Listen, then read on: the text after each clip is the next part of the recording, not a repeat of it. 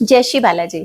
Diet and doctor podcast series में आज एक बार फिर से स्वागत है। आज हमारे यहाँ उपस्थित हैं आई सर्जन, सिरसा के जाने माने आई सर्जन डॉक्टर विवेक गगनेजा।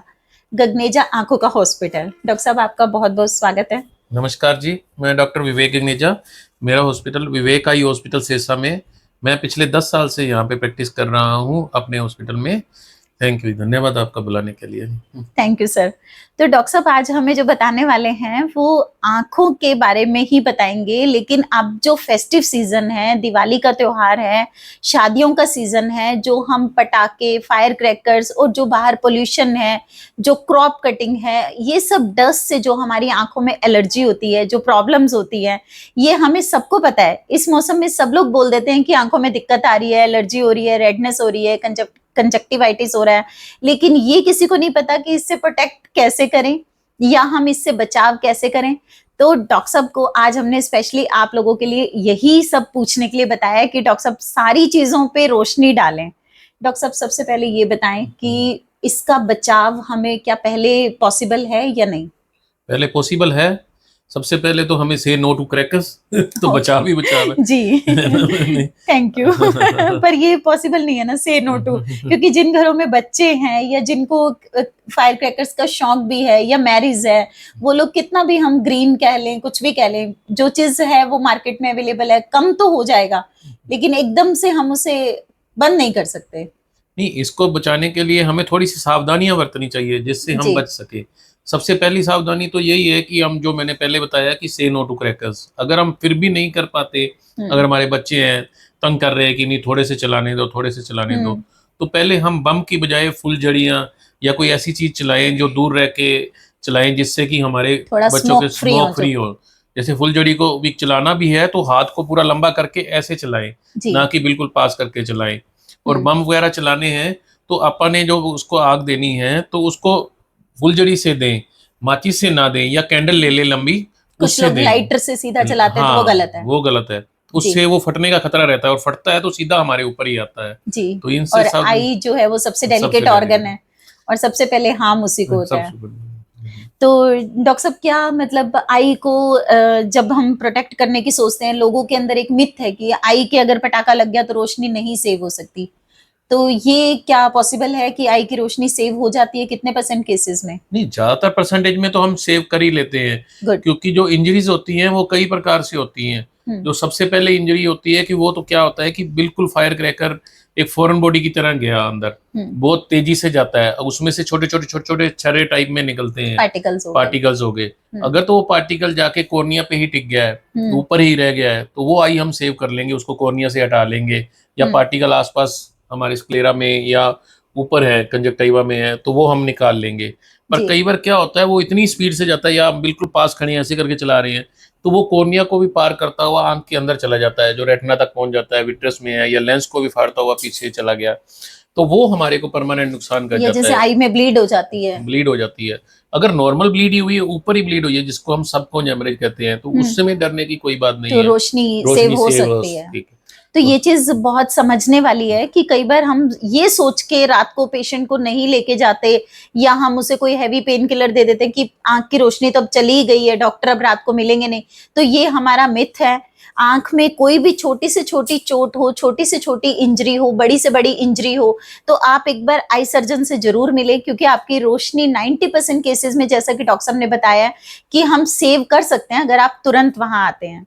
तो डॉक्टर साहब, बच्चों के केसेस में अब जैसे धूल मिट्टी बाहर बहुत ज्यादा है, क्रॉप कटिंग चल रही है, तो बच्चों के केसेस में हम उनके पेरेंट्स को कैसे गाइड करें कि वो क्या प्रिकॉशन लें? सबसे पहले तो बच्चों जिनको एलर्जी कंजक्टिवाइटिस रहता है, मान लो जिसको थोड़ा सा भी क्रॉप की वजह से या फिर पटाखों की धुएं की वजह से रेडनेस हो गई है, तो उनके लिए हमें प्रोटेक्टिव गॉगल्स यूज करनी चाहिए। जैसे बाहर जब भी निकले तो गॉगल्स पहन के निकलें, और आई को वॉश करते रहें, जैसे बीच बीच में आके। आई में कभी भी छिट्टे नहीं मारने होते, जो कहते हैं हमारे कि ऐसे मार लो, जोर से छपके मार लो या छींटे मार लो, वो नहीं मारने हैं।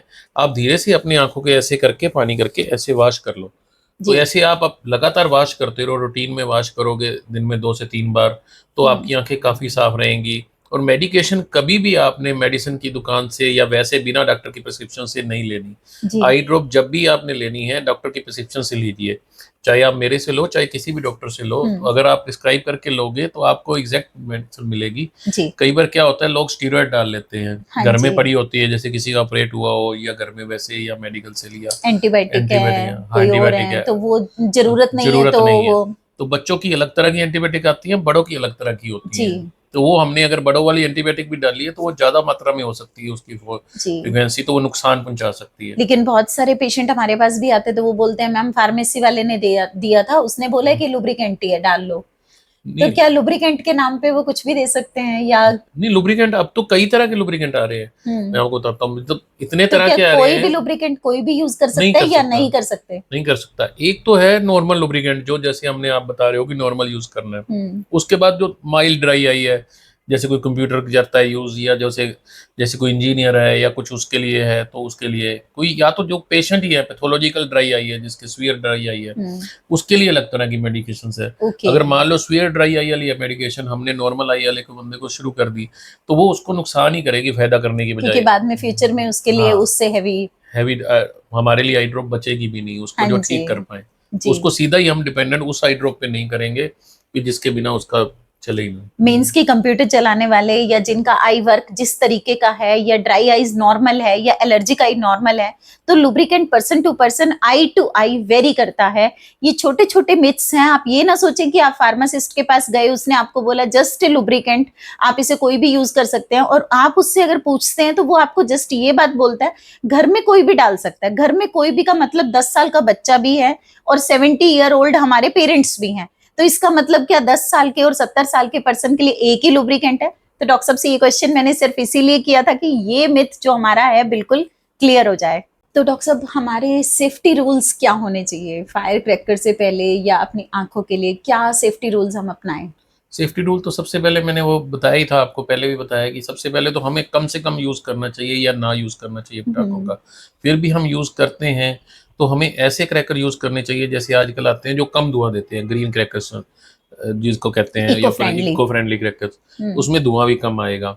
और आजकल तो एलईडी पे भी क्रैकर्स की वो सारा चलता है, तो वो भी हम यूज कर सकते हैं। तो एक बार देखने के लिए ये बेसिकली तो हमारा चल रहा है कि नहीं चल रहा। और बाई स्टैंडर्ड को भी दूर रहना चाहिए, जैसे कोई साथ में भी खड़ा है ना, अगर वो बिल्कुल पास चला गया और चलाने वाला तो चाहे वो उससे चला रहा है, दूर रह के चला रहा है, और वो पास खड़ा हुआ है तो उसको भी इंजरी होने का चांस होता है। तो अपने आसपास वालों को भी दूर करना है। घर के बच्चे या बुजुर्ग पास में खड़े हैं, तो और आजकल रील का कल्चर है, पटाखे वीडियो के चक्कर में भी पास खड़े हो जाते हैं। वो पास करें कि हमारी वीडियो साथ में आ जाए, चल रहा है ये अनार चल रहा है। अब अनार कितनी फ्रिक्वेंसी में कितना बड़ा अनार है, अब वो बिल्कुल पास में खड़ा है, वो तो दूर हो गया, फट भी सकता है, फट भी सकता है।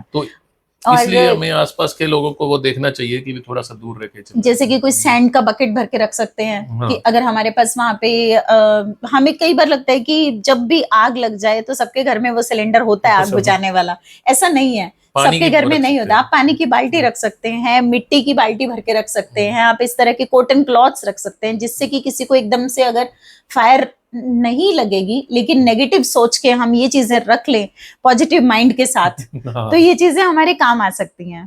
तो और चीजों में भी काम आ जाता है, खाली ये नहीं कि आग लगेगी उसके लिए चाहिए। मान लो कोई एकदम से कोई आसपास कोई अपनी चीज पड़ी है, कोई छोटी सी चीज भी पड़ी है, चाहे हमारा और क्रैकर वहां उछल के आ गया तो उसमें काम आ जाएगा। चाहे किसी को इंजरी नहीं हुई है तो वो सामान भी हमारा घर का बच जाएगा। तो सामान हमारे पास होगा, पानी होगा तो ही हम ना उस टाइम पे हम कुआं खोदने जाएंगे तो नहीं मिल पाएगा। तो हमें तो अपना तैयारी तो पहले ही रखनी पड़ेगी जी। तो डॉक्टर साहब कंजक्टिवाइटिस के लिए कुछ प्रिकॉशंस? कंजक्टिवाइटिस का तो सबसे ज्यादा क्या होता है कि वो एक दूसरे से फैलता है। सबसे पहले तो हमारे घर में जो अगर किसी को हो भी गया है तो घबराने की जरूरत नहीं है, 3 से 4 दिन में ठीक हो जाता है। आजकल थोड़ा सा ज़्यादा टाइम लग रहा है, हफ्ते में ठीक हो जाएगा। पर उसके लिए हमें अपने बचने के लिए अपना टॉवल अलग अलग कर देना चाहिए सारे परिवार का, और जो उसका हो सके तो उसका बेड अलग कर दो, जैसे कि वो अलग सोए, तो उसकी चादर को रोज धो लो। और जो भी दवाई डाले उसको साबुन से हाथ धो के डाले और उसके बाद दोबारा धो ले, क्योंकि जितना हम क्लीन रखेंगे, जितना हाइजीन मेंटेन करेंगे, उतनी जल्दी ठीक होएगा। और आसपास वाले हम जो परिवार वाले 3 4 5 लोग हैं जो भी हैं परिवार में रहते हैं, उनको भी किसी को नहीं होगा। तो गोगल घर में भी लगा के रखें। हाँ, घर में भी लगा के रखें। और जो पानी आ रहा है आंख से, यूजली पानी आता है, वाटरिंग हो जाती है, तो उसके लिए एक हैंकी रखे, वो अपना अलग हैंकी रखे, उसको खुद ही वॉश कर ले, उसको वॉश भी अलग करें। हाँ तो ये अलग कर ले। पेनफुल भी रहता है? हाँ थोड़ी पेन तो होती है, जी। उसके लिए आप पेन किलर थोड़े डॉक्टर प्रिस्क्राइब करते हैं, वो आप ले सकते हो 2-3 दिन, पर 2-3 दिन में पेन खत्म हो जाती है। रेडनेस कई बार जाने में हफ्ता लग जाता है। हफ्ता लग जाता है।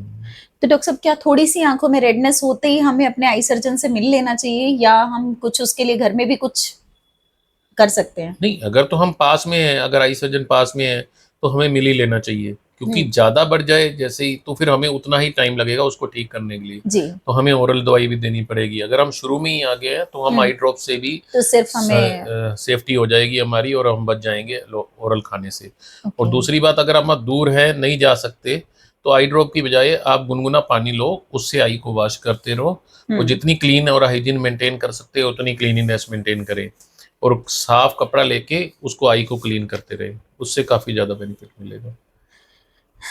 जी। तो डॉक्टर साहब, जैसे कि पोल्यूशन हो गया हमारा, पोल्यूशन से कंजक्टिवाइटिस फैल रहा है, या हमने फायर क्रैकर से एलर्जिक आइज के बारे में बात की, हमने बच्चों की आइज के बारे में भी बात की, तो क्या जो घर में हमारे बुजुर्ग हैं और वो अंदर ही हैं और उनको भी ये दिक्कत, ये प्रॉब्लम हो सकती है, तो उनकी कैसे देखभाल की जाए कि उनको हो ही ना? उनके लिए सबसे पहले तो घर का, जैसे अब शाम का टाइम है, हमें पता है पटाखे चलेंगे दिवाली वाले दिन, तो अपनी खिड़कियां दरवाजे वगैरह बंद करके रखें सबसे पहले तो। और उसके बाद फिर भी अगर उनकी आंख में पानी आता है कि कुछ अंदर जाता है कुछ ऐसा पार्टिकल, तो उनकी आई को हम गुनगुने पानी से साफ कर लें, धो लें अच्छी तरह से। और फिर अगर फिर भी नहीं ठीक हो रहे तो फिर हमें हॉस्पिटल जाना पड़ेगा आई ड्रॉप। जी। तो हमें क्या होता है कि एज्ड पर्सन को वो पेन सहने में थोड़ी सी दिक्कत आती है, तो आप क्या एडवाइस देना चाहेंगे हमारे सारे व्यूअर्स को अपनी आंखों की देखभाल के लिए? एक प्रॉपर एक एडवाइस जिसमें कि वो सिंगल टोन में समझ जाएं कि भाई थोड़ी सी भी प्रॉब्लम है तो हमें डॉक्टर के पास जाना ही चाहिए और जाना पड़ेगा, इससे पहले की प्रॉब्लम हुई ना। आंखें तो मतलब सबसे जरूरी चीजें है, मतलब आंखें तो मतलब हमें इस दुनिया को दिखाती है, इस जहान को दिखाती है। तो उसके लिए हमें सबसे पहले तो अपना ध्यान रखना है कि वो ज्यादा से ज्यादा हमें स्क्रीन से बच के रहना है। सबसे पहले तो जितना कम स्क्रीन टाइम का यूज करें हम, उतनी आई अपनी सेफ रहेगी। और क्रैकर्स तो मैं बार बार कह रहा हूँ आपको, 2-3 बार कह चुका, आप कहोगे रिपीट कर रहे हैं डॉक्टर साहब, कि से नो टू क्रैकर्स तो हमने करना ही है। और अगर फिर भी हमने यूज करने हैं तो कम से कम धुएं वाले क्रैकर्स और बम ना यूज करें, हम ऐसी चीजें यूज करें तो हम सेफ्टी रहें। जी।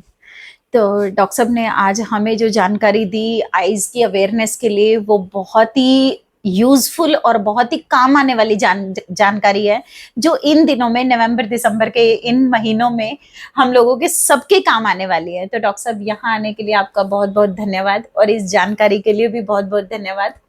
तो डॉक्टर साहब, आप दोबारा कब आएंगे, व्यूअर्स को बताइए। धन्यवाद आपका बुलाने के लिए। मेरे को बहुत अच्छा लगा। मेरे को लगा कि भी आज मैंने सही तरह से अगर मैं दे पाया, लोगों के पास मेरी बात पहुंच पाई, तो ये बहुत ही अच्छी बात है। अगर इससे अगर 4 या 6 आंखें भी बचती हैं तो बहुत अच्छी बात है, क्योंकि पटाखों की वजह से बहुत ज्यादा आईज इंजरीज हमारे पास आती है रूटीन में भी। और जैसे ही हम अगले दिन और रात को ही, हम जैसे ही पहला पटाखा बजता है ना, हम पीजीआई में होते थे और यहाँ भी मैंने देखा है प्राइवेट में भी, जैसे ही पहला पटाखा बजता है उसके आधे घंटे के अंदर अंदर पेशेंट हमारे पास आने शुरू हो जाते हैं।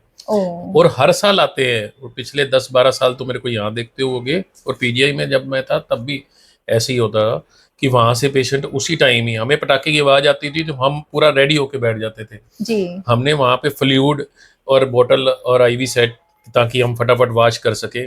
तो 4 से 5 बंदे हमारे लाइन में तैयार होते थे कि एक पेशेंट भी ना छूटे। जैसे ही मान लो 5-6 इंजरीज आई तो सबको वॉश करना शुरू कर दिया, कि ताकि फटाफट उसके वो बारूद और जो भी उसका गिरा स्टार्ट हो जाए, क्लीन हो हाँ क्लीन हो जाए।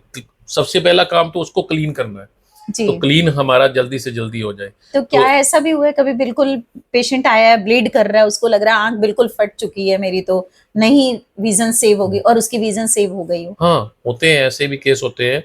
तो ऐसे केस हमारे पास आते रहते हैं। मान लो इंजरी बाहर की ओर है तो उसको हमें लगा कि फट गई है, तो हाँ, उनको नहीं पता, जैसे ही हमने खोला तो उसमें जान थी, तो इससे हम बचाते हैं आंखों को।